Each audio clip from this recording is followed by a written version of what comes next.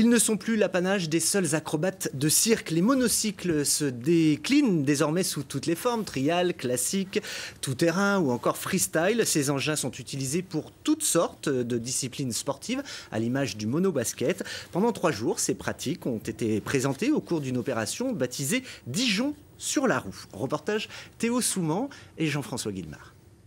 Toujours tout droit, si vous vous plantez pas, il y aura un arbre en travers. Il s'apprête à dévaler les sentiers.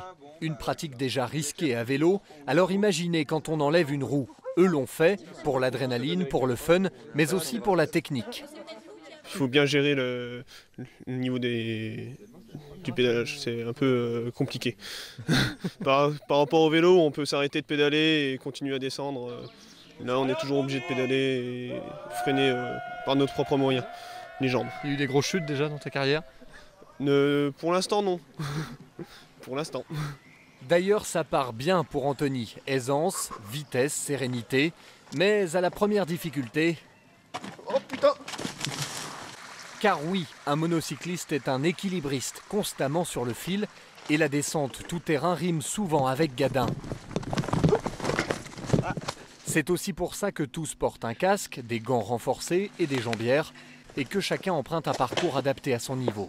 Les gens qui viennent s'essayer, nous on a un gymnase, on apprend sur une barrière, on a des petits monocycles qui sont adaptés. Quand on commence à prendre du niveau, etc., on commence à faire du trial, du basket, du cross, et voilà, puis on augmente. Comme là aujourd'hui, il y a 2 parcours différents. Il y a un parcours espoir, un petit peu découverte sur du plat, un petit peu de racine. Et il y a un parcours expert où c'est vraiment de la pente pour les plus confirmés. Et la discipline séduit. Elle compte aujourd'hui 1000 pratiquants dans 25 clubs en France. Sans doute parce qu'on y retrouve à la fois le côté sportif des compétitions de VTT et l'esprit convivial de la randonnée. Comme on se connaît tous, c'est à la limite de la grande famille et c'est un plaisir de se retrouver. On sait qui est très fort, qui est moins fort, donc on se lance des défis, des petits pics et en même temps c'est toujours très bon enfant parce qu'on sait, on connaît tous les risques et le travail que ça demande pour réussir à faire ces descentes-là. Allez, comme je sens que ça vous fait rire de les voir tomber, une petite dernière pour la route. C'est d'ailleurs une très belle chute pour ce reportage. Effectivement.